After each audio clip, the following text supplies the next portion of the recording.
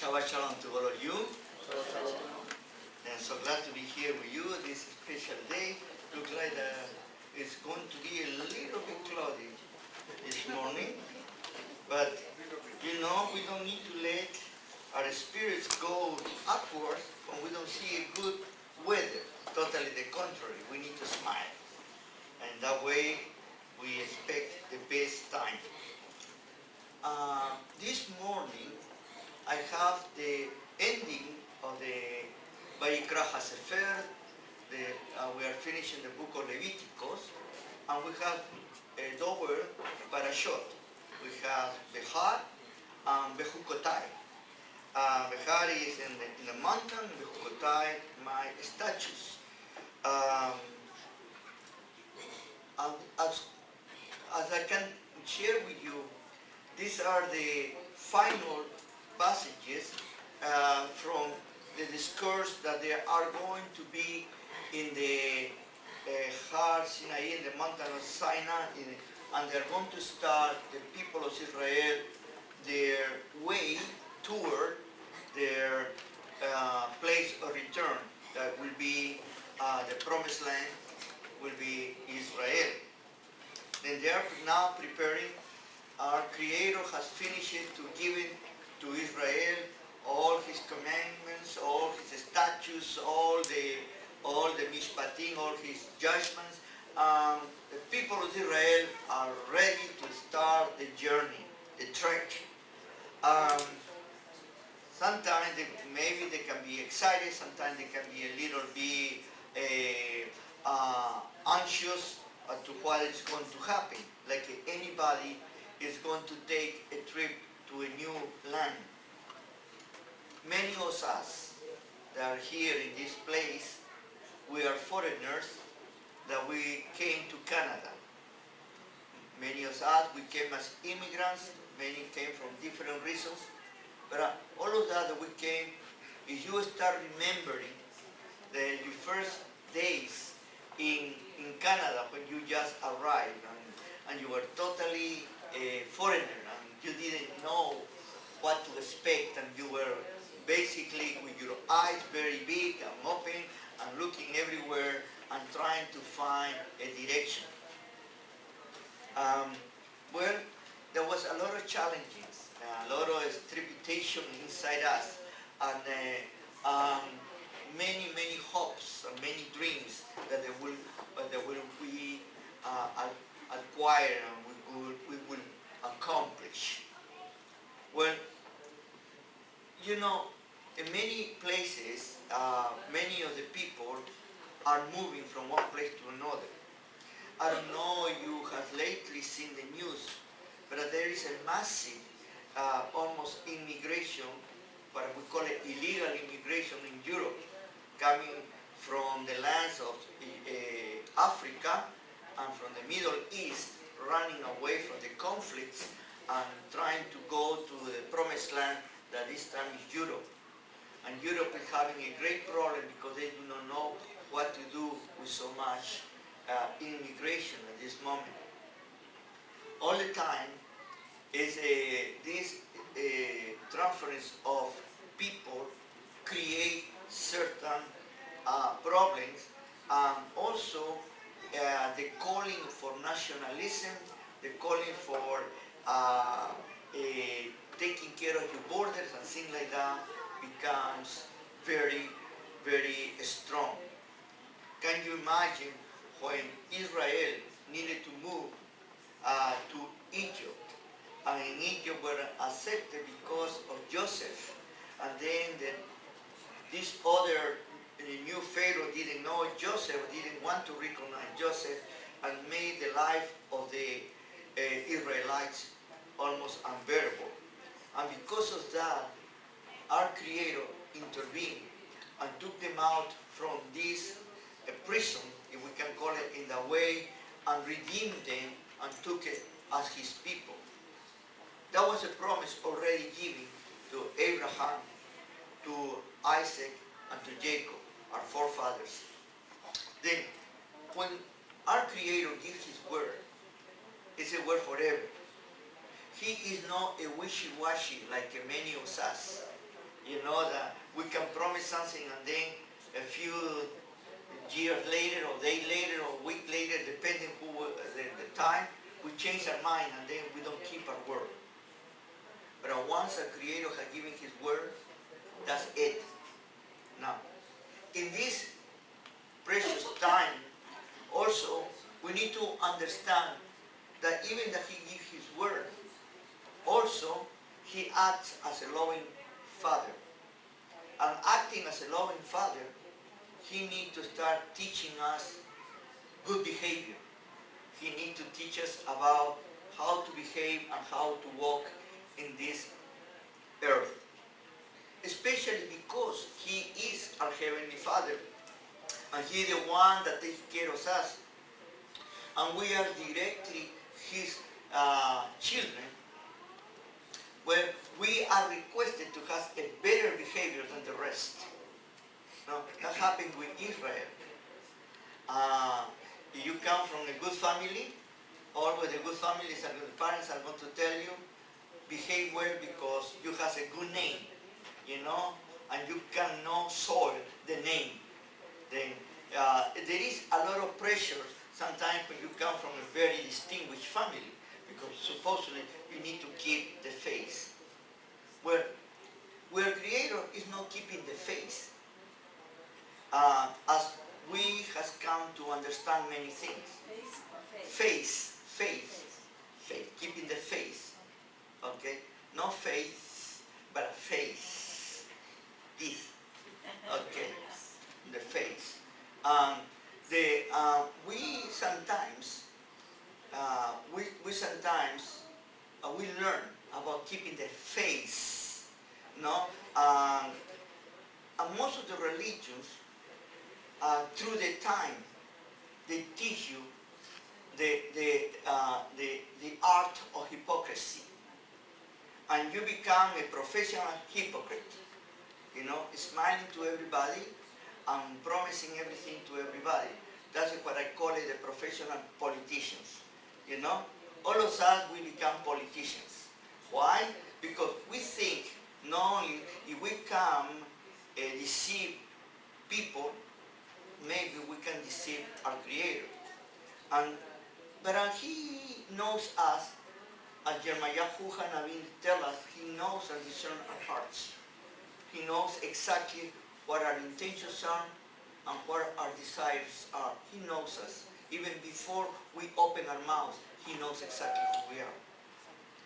In these last two parashot, we are going to see, first of all, about the Shemitah and the Yobel, what are basically about the resting of the land, or the sabbatical, is translated most of the time, and the Yobel is the 50 years of what everything is given back to the owners of the beginning.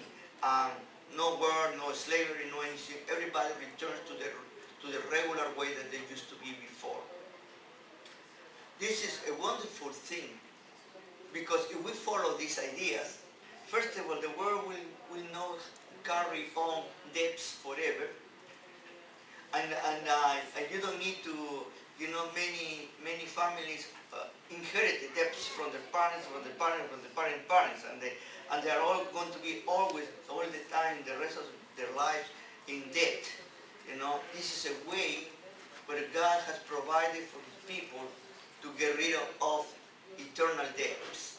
Another thing is also He has provided us the way that is very important to learn to trust in Him. This is basically teaching about trusting, bitachon. You know, now many people say they have faith. Now faith, no faith, faith. Okay. They believe on something, you know, but it's easy to believe. I call it easy believism, you know. But to take in practice that beliefs, to make it functional, and to trust in that beliefs is what is very difficult. Our Creator is trying to teach us about bitachon. He said, I'm going to provide for you. for 6 years you are going to work the land. On the 7th year you need to let the land rest. This is a very tough request. Why is a very tough request? Because you really need to trust in God.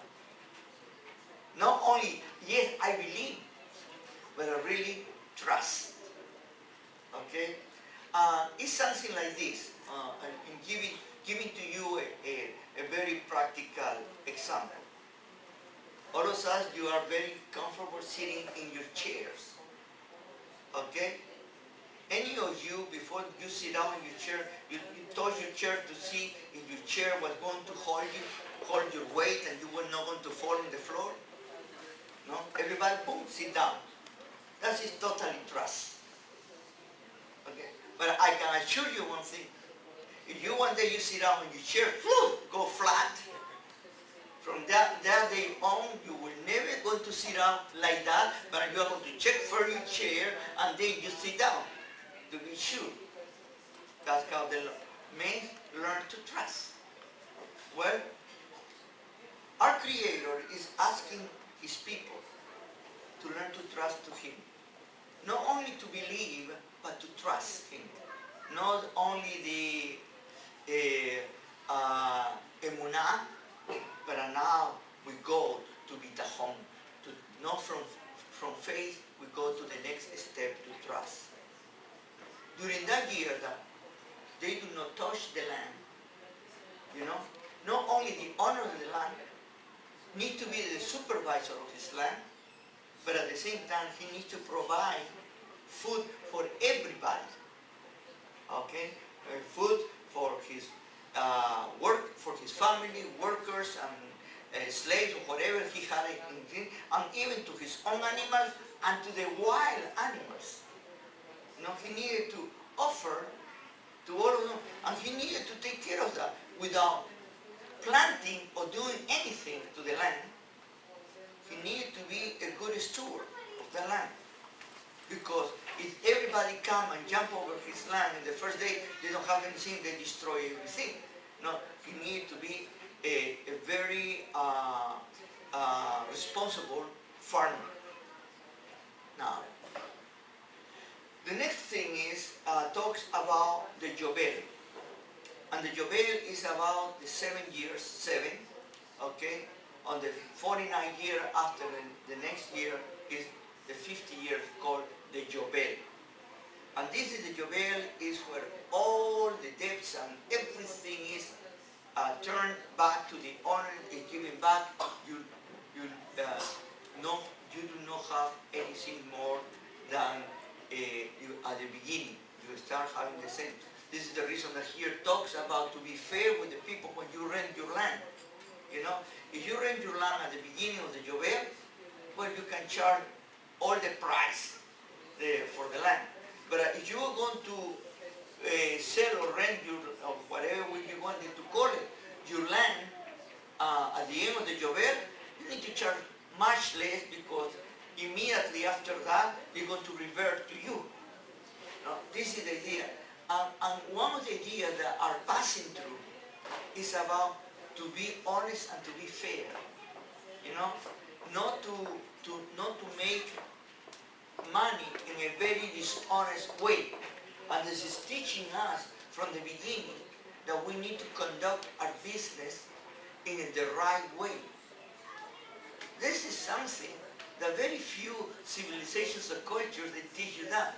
There are cultures that they teach you that among your own people you need to be fair or nice.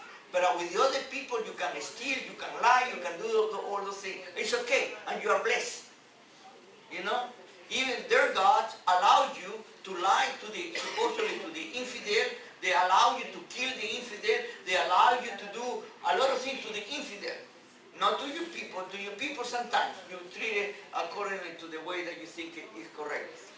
But the Torah from the beginning teaches you that you need to treat everybody equally. Doesn't matter what is the condition of the person. You need to be fair with the person. That it is a very high standards for humanity. Civilization, I wish that could learn from that, but we have not learned yet.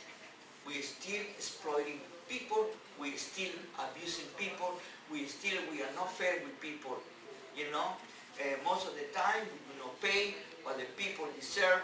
Most of the entrepreneurs or those who have business or things like that, the only thing that they are interested in how much money do they make, instead about to be fair with the rest of the people, or to their workers, or to the people that they help them in their enterprise. This part is going to end in chapter 25. It's going to end it at the end with the idea about that you need to give the freedom to the slaves, and you need to going back to the land and to this kind of thing. Immediately, chapter 26, verse 3, no, we are going to start what we call it the blessings and the curses. And this is the hard part of this message. And the blessings and the curses, you have, there are very few blessings in comparison to the curses. You know, from chapter 26, from verses 3 to 13 are the blessings. And from 14 to 48 are all curses.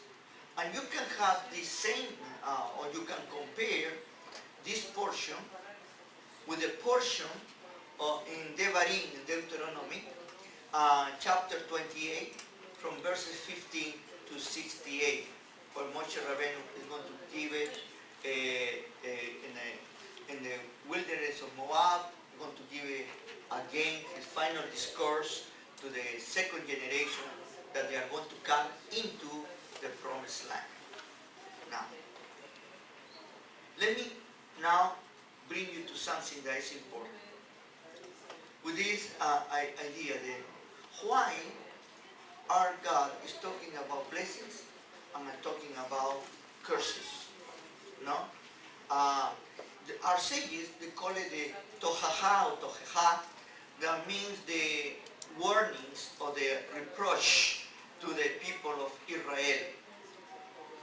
The question is, it is our God is the God who say, if you behave well, I want to reward you, and if you don't behave well, I want to destroy you. Now, in verse 11 of chapter 26, and let me read it to you because it's important. After all the blessings, at the end we are going to have the same idea. It says in this way, I will place my sanctuary among you, and my spirit will not reject you. Okay. Already, our Creator is saying that He will never get away from Israel. He has promised.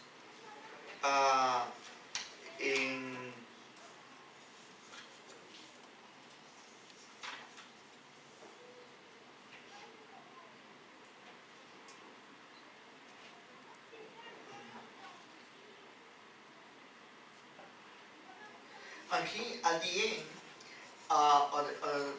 is going to say, in 42, he said, I will remember my covenant with Jacob, and also my covenant with Isaac, and also my covenant with Abraham will I remember, and I will remember the land that will be left of them, and it will be a peace for a sabbatical, having become desolated then, and they must gain appeasement for the sins, because they were revolted by my ordinances, and because their spirit rejected my decrees. He said that even in spite of everything, but despite of all this, while this will be in the land of their enemies, I will not have been revolted by them, nor will I have rejected them to obliterate them, to annul my covenant with them, for I am the Lord their God. I will remember the covenant of the ancient I have taken out of the land of Egypt before the eyes of the nation, to be God to them. I am the Lord. What I'm trying to tell you with these two portions. that God is going to tell us that we are going to go through very difficult times because we are not obedient. And we are harvest our own disobedience. But he will never abandon his people. How that could be? And this is what I need to talk to you this morning. Because looks like there is a contradiction of terms sometimes. That I want to allow to be destroyed, but I won't abandon you. I want to allow that your enemy punish you and take you away, but I won't abandon you. How do we understand? When sometimes I read comments about the Shoah and read narrations of people, survivors, I have found literally two types of people. Those ones that they are come out with their faith so strong that they, no matter what, they keep trusting in God. And there are others that have come out totally hard and do not believe in anything, not even in their own shadow. You know? And when you talk to them about the God of Abraham, Isaac, and Jacob, almost they get anger and they want to destroy the idea. Now the question is this. It is God who punishes. Because we need to understand, sometimes, you know, we come from the idea of our parents. Our parents has taught us from the beginning, if we come from a regular family, you know, because right now, to be honest to you, I don't know what a family is. In modern times, we have lost totally the idea about a family. Okay? Now family is two men or two women or one man or one woman. That's a family. You know? And that's sad. That's sad. Because before we were not only the family was part of the community. And that was, we were circles and circles, concentric circles. And in the family around us, we were growing. But today, we do not know what it is. Then, sometimes people complain about why the things are happening the way they happen. But the truth of the matter is this, that God, from the beginning, said to have, you know, a husband and a wife, and to have children, and to have the community, and to grow up together, and to form a very strong ties with the community.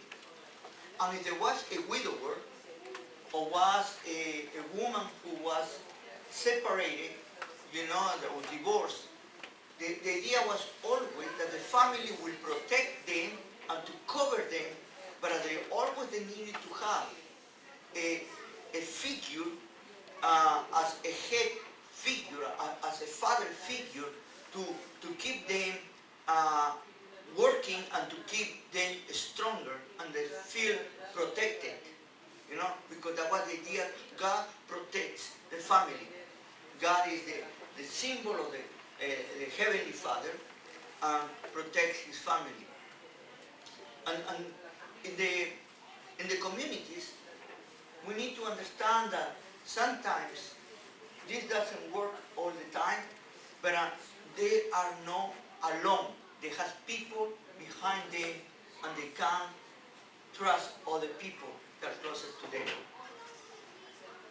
The point that I'm trying to make is, even though we can commit mistakes, supposedly the community was going to be like the basket or the net that will protect those people that were without much protection. That was Israel. Israel, very, very clear, emphasized about the protection of the widow, the orphan, and the immigrant or the foreigner. It's very interesting. The weakest people in this line of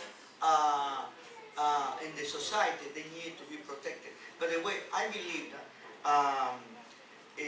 now even more, because at the time that didn't happen, but I think with the divorcees, they fall in the same line of the widowers, okay? Because they are also alone, they have been left alone, and they need to have a protection from the community.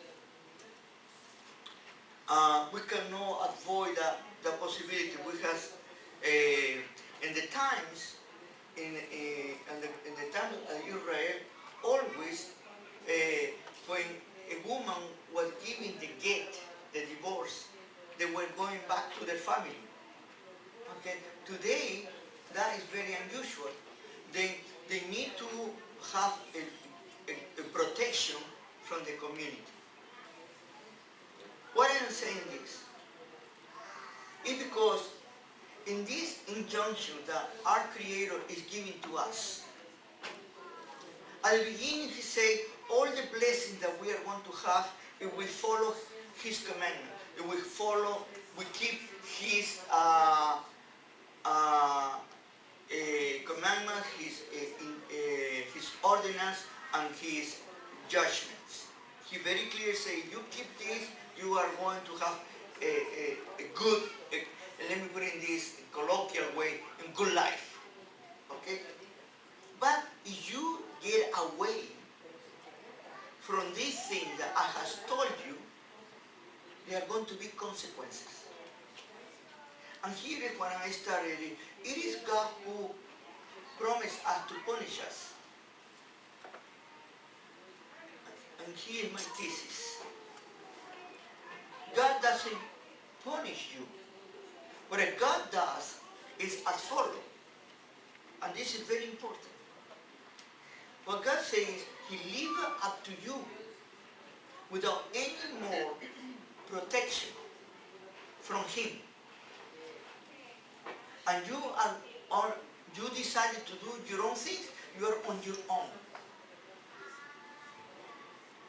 And because you are on your own, you are going to suffer the consequences of your own actions. You are going to no any longer have the covering that He has promised you. Not because He cut it to you, but because you left the home. Okay? That's the idea. When children run away from home. You know, in the Messianic writing, we have a parable about the son that leaves home, the prodigal son. And in this parable, we see very clear that the son is the one that decided to leave home. It is not that the father threw him out. He decided to live life on his own way. And finally he realized that doesn't pay too much.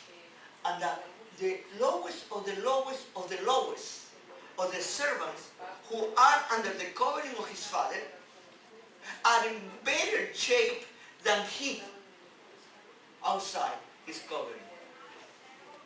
And then he realized and he said, I am going back to my father and I'm going to ask him to ascend me, not any longer as a son, but to ascend me as the lowest of the lowest of the lowest of the lowest of the servants, because at least I want to have food and shelter.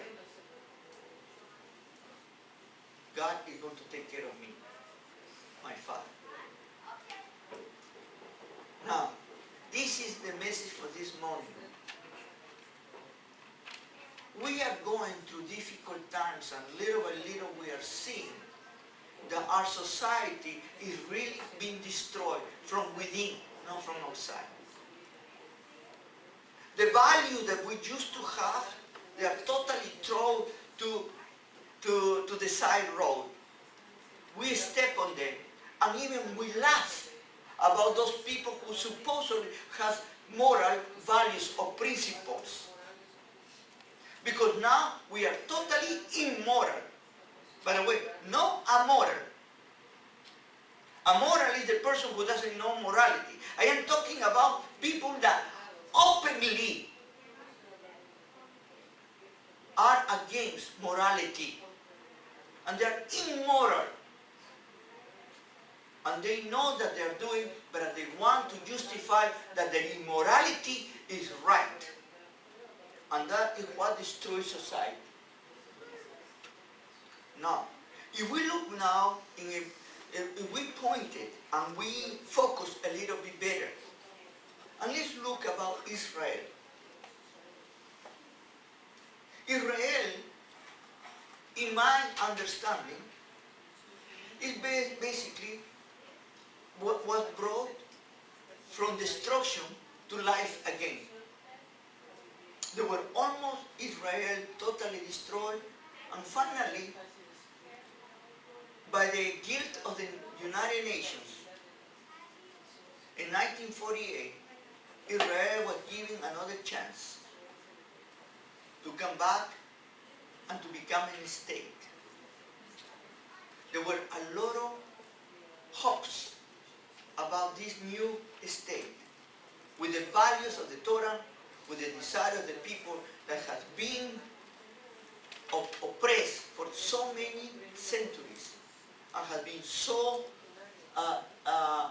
mistreated and destroyed by so many enemies. And suddenly they're going to be living in peace. They're going to be living in a nice place that was given to them. Even though it was very small, they were happy that they had their own place. At the beginning, you have the new people that came in, many coming out of the ashes of the Shoah, and to form a new home with new hopes and new desires.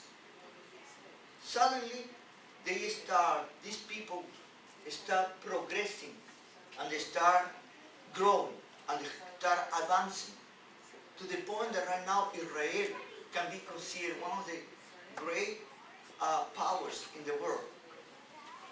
Even that little bitty Israel. But what is the greatest asset of Israel?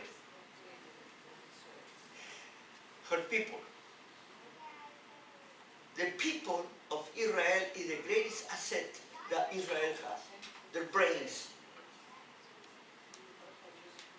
And Israel has been very prosperous and has shown a lot of things. And their values, because come from the Torah, has been above the values of any other nation in the world.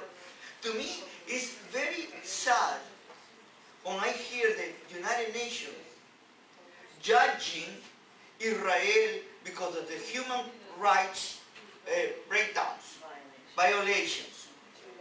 Okay?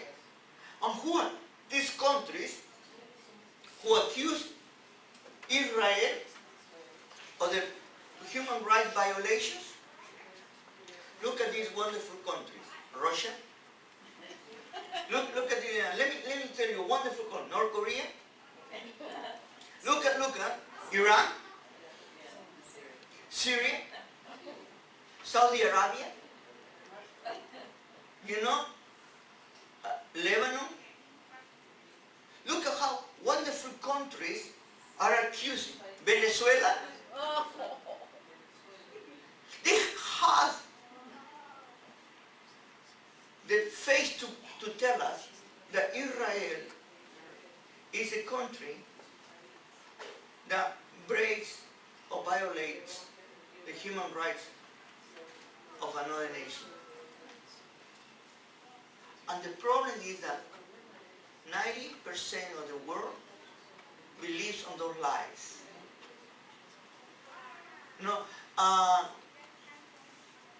When China commits a human rights violation against their people, nobody can say anything and they cannot accuse of anything.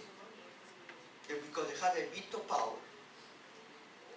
When Russia is accused for what he has done, especially with Ukraine, what happened? Nobody say anything. The Europeans, they are bowing their heads to Russia because they depend on their gas and their oil. You know, have you seen what is happening right now in Africa? There's destruction among themselves.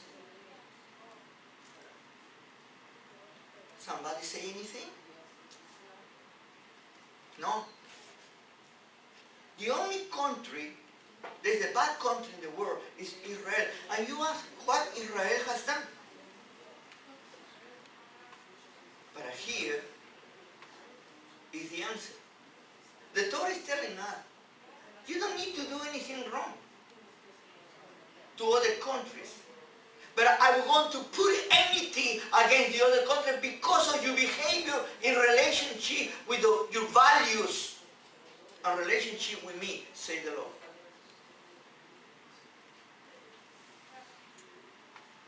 Then Israel is not innocent.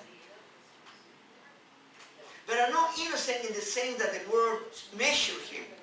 He's not innocent in the relationship with our Creator. It's because of that Israel is suffering so much. Because Israel has been disobedient to our Creator. You see, in Israel you have the extremes. The ultra-religious people, the fanaticals, and the ultra-secular people who they don't believe even in their own shadow. You have two extremes. But always in Israel and around the world, there is a Shear Yashuv, a remnant that shall return. What I'm trying to tell you is that many people today are more worried about what is going to happen to them now than what is going to happen at the end. Most of the people are more worried about if they are going to suffer or not to suffer now. And they do not worry about the end.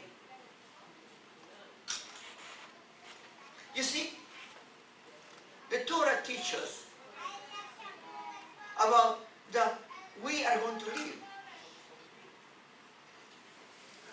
We're going to suffer, yes, but we're going to live. In this life, we're going to suffer. Not everything is hunky-dory. Not everything is the reality. Not everything is all the time joy. All of us we go to stresses, to points of grief, to times of troubles. Any of you can tell me that you have never had a grief or troubles in your life? You know, has that something that hurt you deeply? The problem is not that we have suffered. The problem is how we deal with the suffering, how we deal with the grief. For example, I am innocent because they did something unjust to me. Okay? How do you deal with that? Hating the rest of your life? Because this is the remedy that many of us we have. You know, our remedy most of the time is this. You know, that I want to hate until I die. And the problem is that hate will kill you.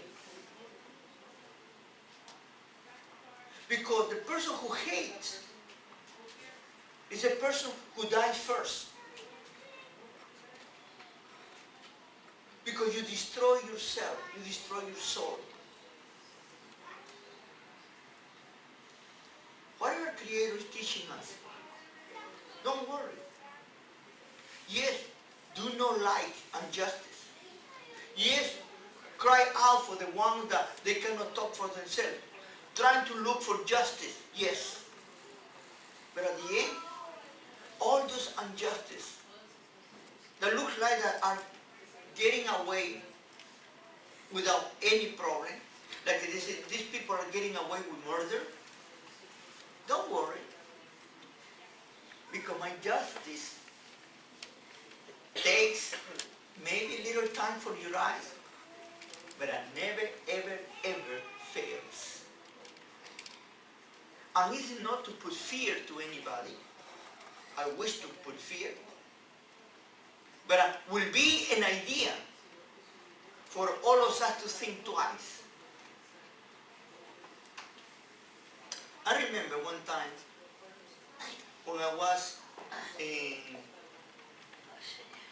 the country where I was born, that's Peru. You know, I remember there was a very severe earthquake. The whole city of Lima suffered a lot, and around there were many, many dead people. But during the earthquake, I remember there came a man, a godly man, and he started saying, "Oh God, please, harder, harder!" And everyone thinking he was crazy, no? But say, "Oh God, please, harder, harder!" And everyone look and say, "Harder why? At least with this fear, they will repent."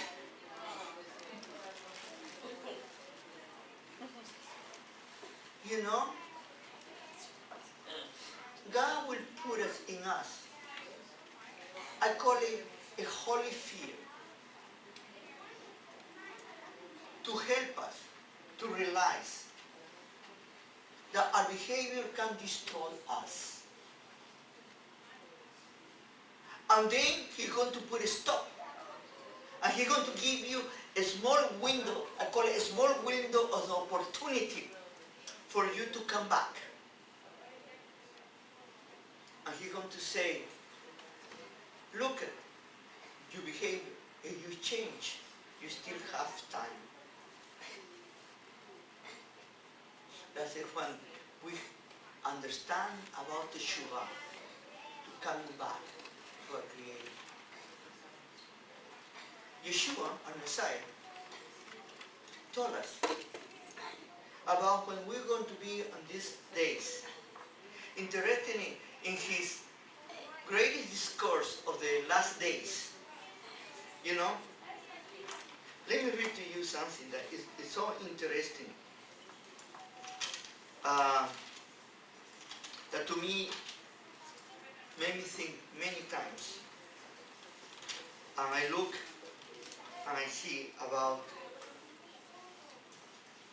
to understand about Yeshua as a rabbi, as a teacher, as a prophet.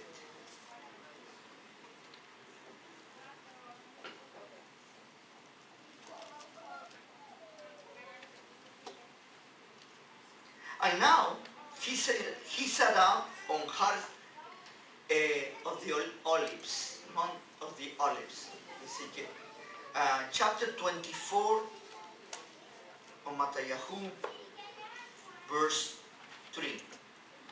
And his Talmidim asked him privately, saying, "Tell us, when will these things be? And what will be the sign of your coming at the end of the ages?" The Hari Yamin, the days that they are going to come. And Yeshua answered and said to them, "Take heed that no one deceive you." This is important. Don't be wishy-washy, or don't go here, don't go there, like today everybody is trying to listen the last news, what is going to happen. But he said, "When will this thing be? And what will be the sign of your coming at the end of the age?" And Yeshua answered and said to them, "Take heed that no one deceive you.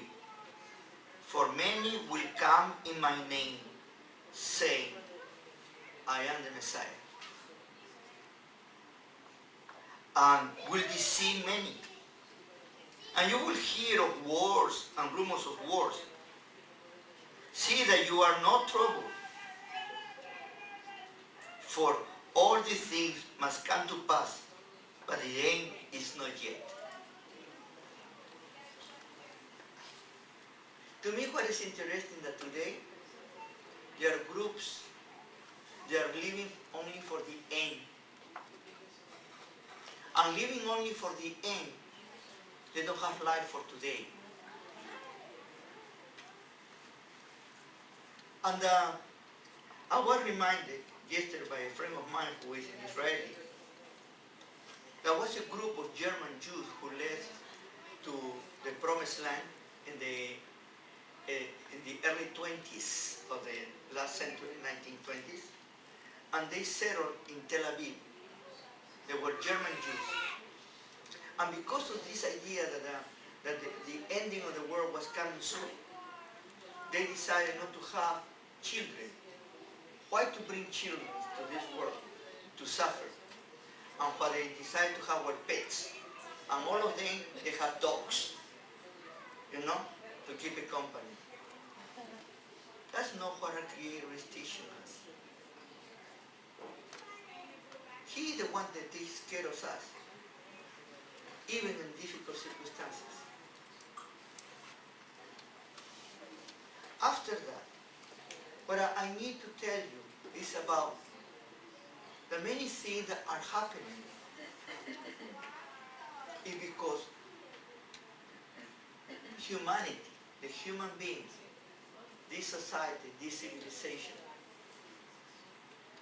is in a self-destructive journey. Right now, for the first time in history, I would say in the history of humanity, man has the power to destroy the whole earth. We have weapons today. They are so advanced.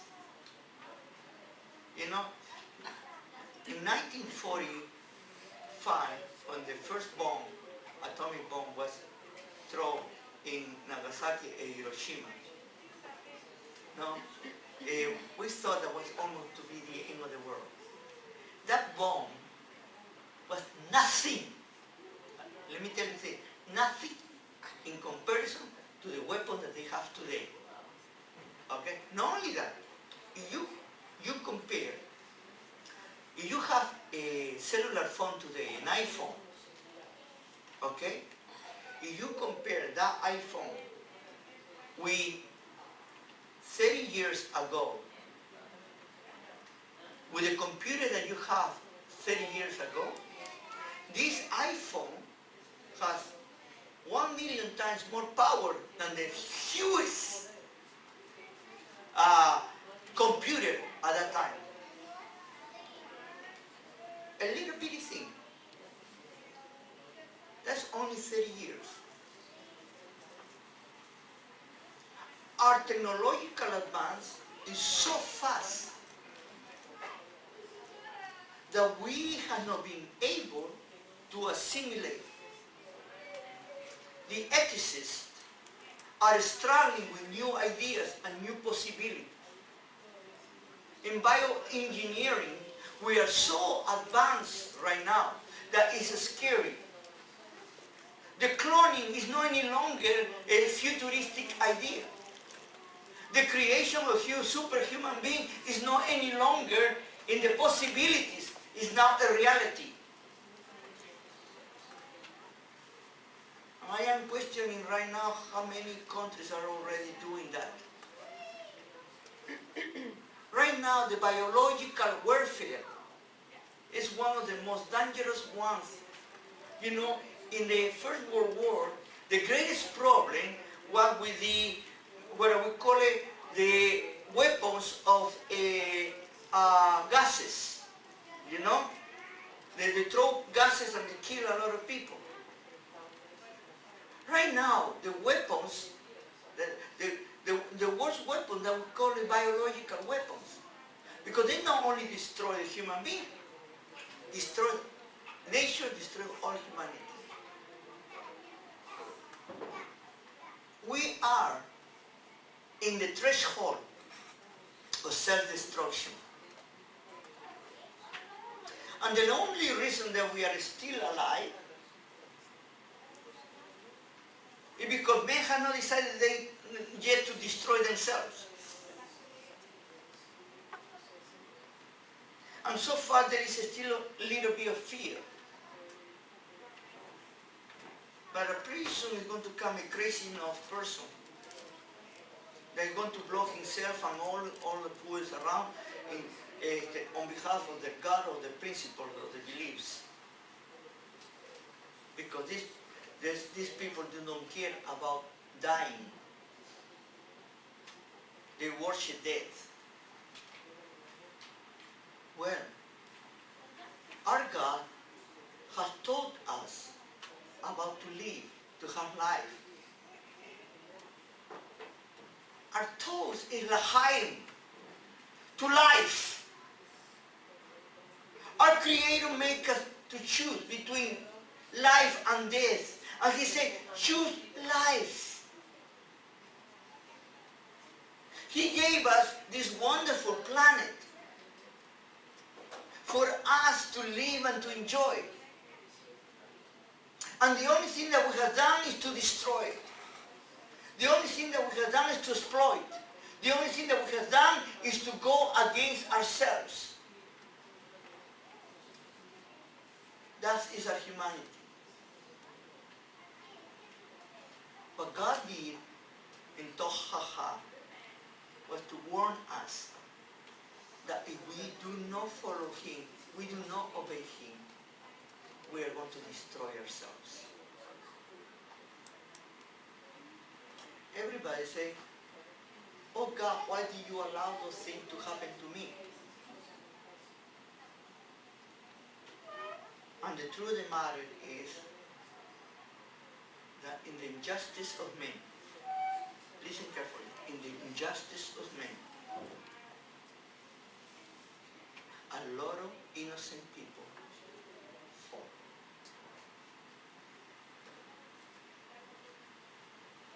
But it's not the injustice of our Creator.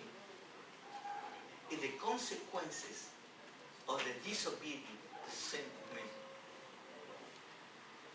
Man is self-destructive.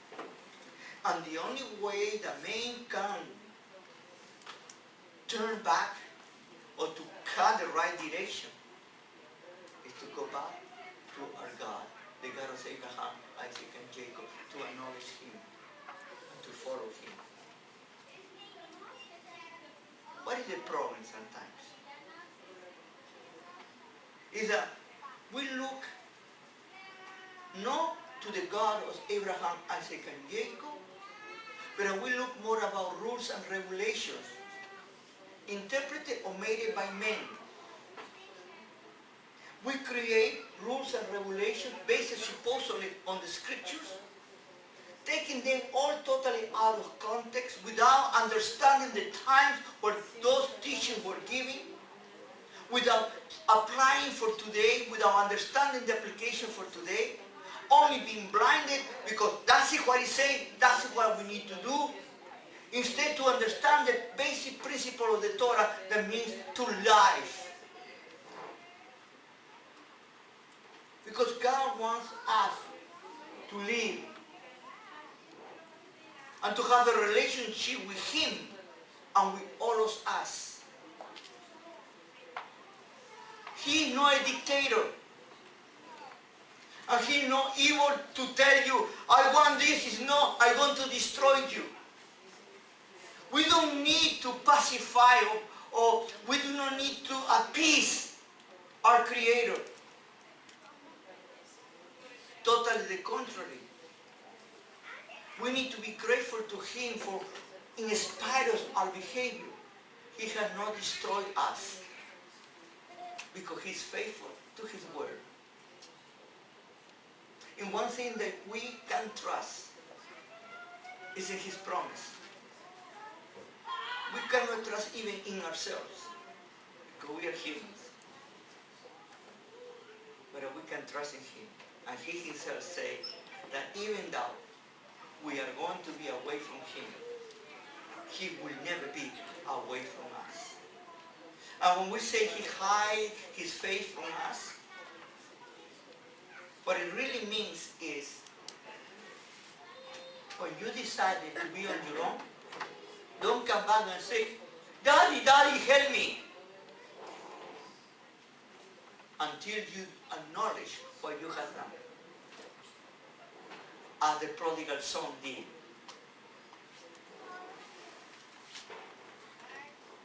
God never hides his face from you. It is you that hide from him. We are the ones that run away from him. He doesn't run away from us. Then we are looking right now at the situation in the world. We are perplexed about what is happening. We see so much barbarism among nations and civilizations. Every day that you read something is an atrocity that is happening in the world. In some part of the world there is a war right now. In some part of the world there is a tragedy right now. We are hearing right now about earthquakes. We are hearing right now about diseases that we didn't know before.